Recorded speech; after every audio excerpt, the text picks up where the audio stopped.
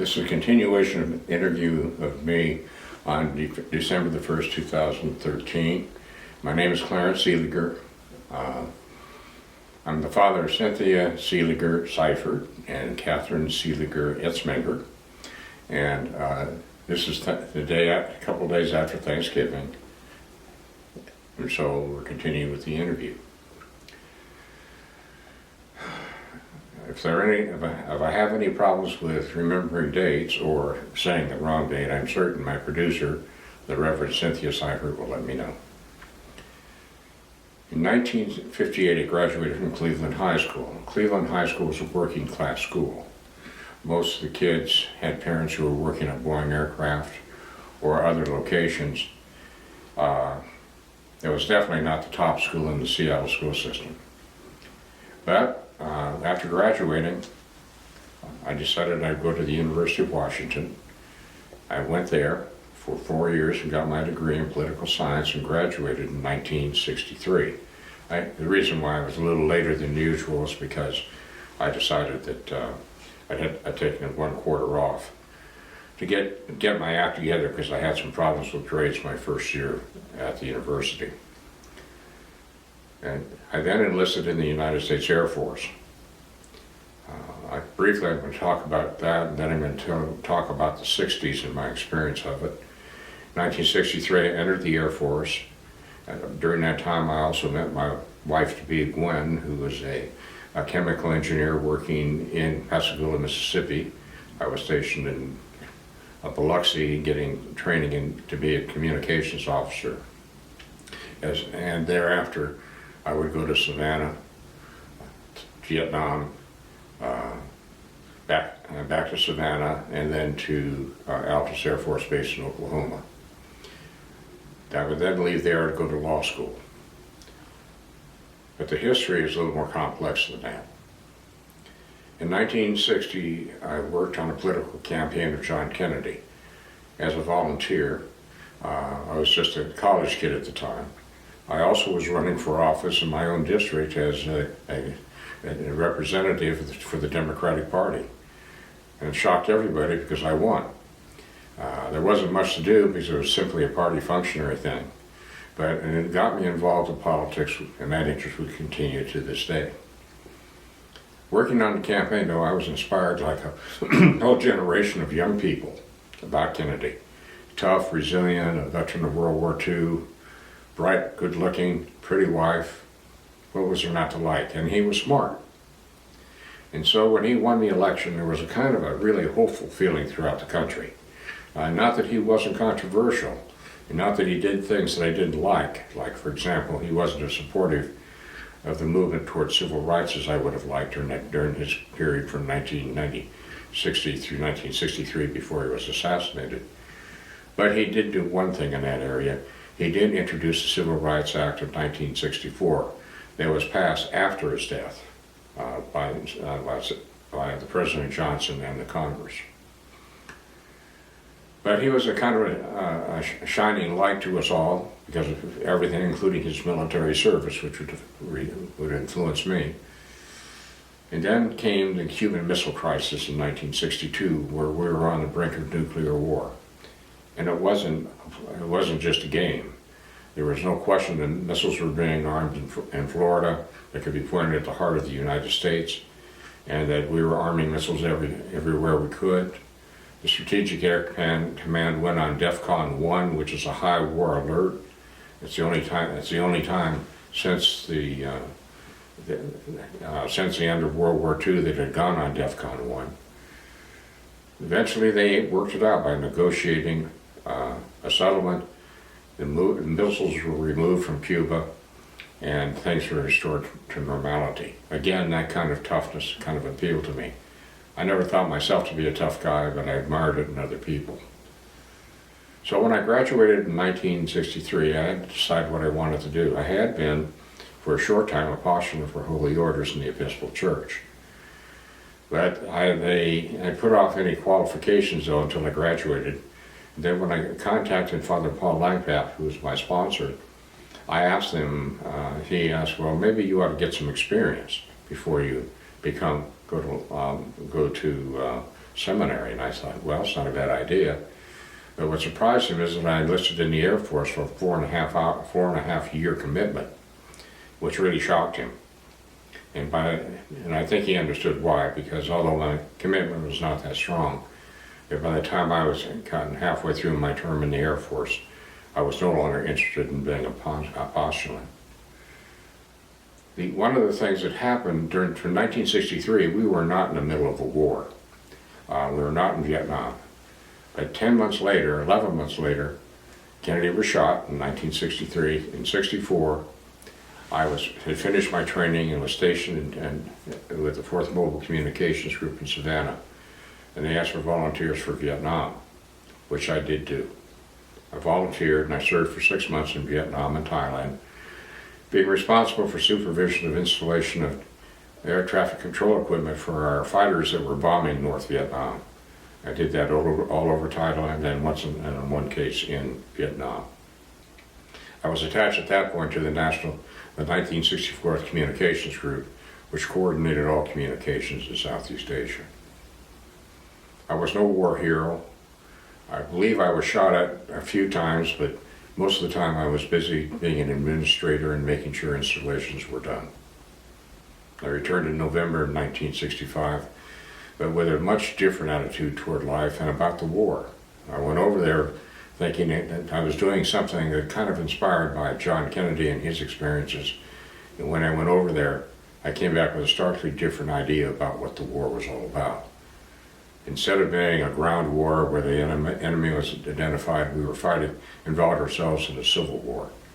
And for years I thought differently of it, but then sometime about 1970, after I'd been home from Vietnam for over 3 years, I realized what a great mistake it was for our country. Thereafter, meanwhile, while I was in the Air Force, I started thinking about what I might like to do. In a strange instance, while I was in Vietnam, I woke up one morning just after we'd launched a group of fighters. They flew out at 8 a.m. and came back and then flew the next flight at 1 a.m. I woke up with a start and just kind of sat there and realizing that in the last flight, the day before, I had six people who were in the squadron that were flying. 4 of them did not come back, and they were friends of mine. I played poker with them, drank beer with them, and they were gone. 2 of them were shot down and killed, outright killed. 2 of them became prisoners in the Hanoi Hilton.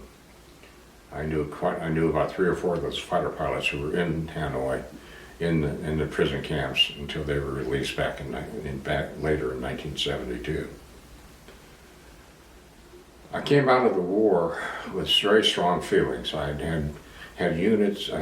Most of my units were African American. And I knew what kind of trouble they had down in Savannah, and they were stationed down there. I did everything I could to help them, including writing letters of recommendation for several of them. I don't know how they did, but I did not like the way blacks were being treated.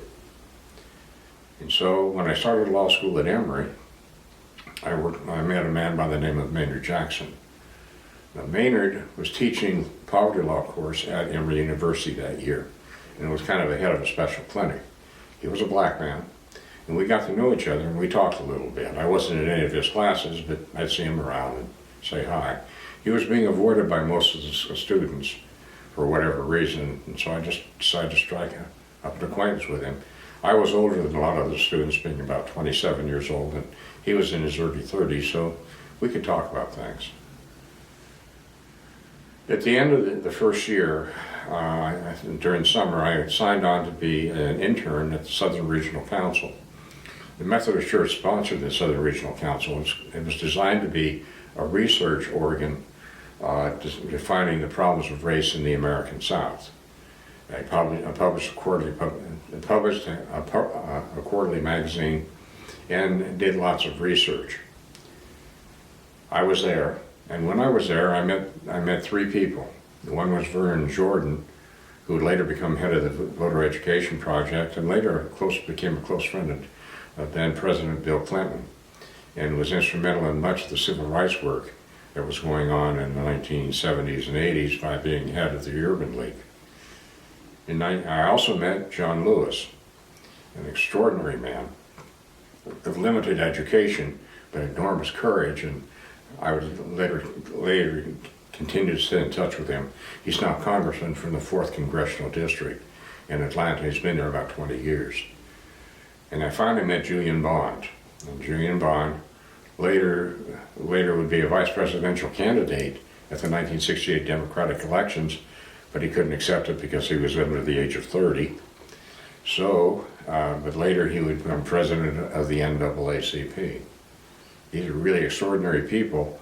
I maintain contact to this day with John Lewis, although not so much with Julian or, of course, Vernon. About the fourth week while I was there, getting onto an elevator, I ran into Maynard Jackson. And he said, "Chuck, I'm going to run for the United States Senate against Herman Talmadge. Will you help me?" And I said, "Let me check." So I checked with the Southern Regional Council people. They thought if instead of pushing paper as an intern, could I go to work on this political campaign for Maynard Jackson? They thought about it, and they said yes. Because in itself, Maynard's campaign was going to be a civil rights campaign. Maynard would be the first African American to run statewide in Georgia since Reconstruction. And since the Voting Rights Act in 1965, there were thousands of African Americans who hadn't voted in Georgia before.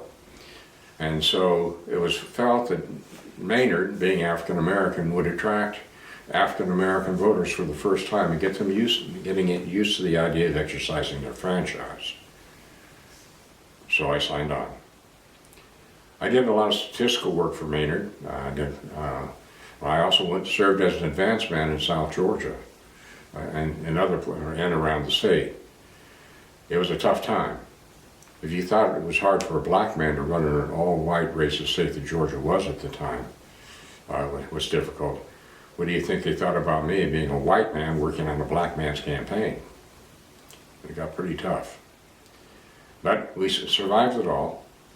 And at the end of the campaign, Maynard got about 24% of the vote, which was not all that impressive unless you consider that exactly matched the demographic potential in Georgia. So it turned out the numbers of African Americans who voted reflected about the same percentage of vote as did the white community. So it seems that for the first time, the black community would be a force in Georgia politics. In 1969, Maynard would run for vice mayor. I helped him as a volunteer, but told him he asked me to be a staffer on his campaign. I said I couldn't do it because I was in law school and I wanted to complete Emory. But nevertheless, Maynard won. And then in 1973, he ran for mayor, and I wasn't very much involved in that campaign. But he won and became the first African-American mayor of Atlanta, and probably the first African-American in the American South, well, since Reconstruction. Meanwhile, I did some other things. I was appointed by Governor Carter to serve on a campaign by a committee that was supposed to advise him on how the state should approach returning Vietnam veterans. I did not make myself popular with President Carter because I was leader of a group of veterans who disagreed with what his proposals were, which were very mild. We wanted something more radical. We wanted, for example, that any veteran who otherwise met qualifications should receive free tuition to attend any public Georgia college, like the University of Georgia, Georgia Tech, or any of the other schools. And we flat lost because the veterans of World War II and the veterans of Korea and the American Legion, their organizations actually lined up against us, as well as the university. So that was the end of that story. I also continued on with my practice.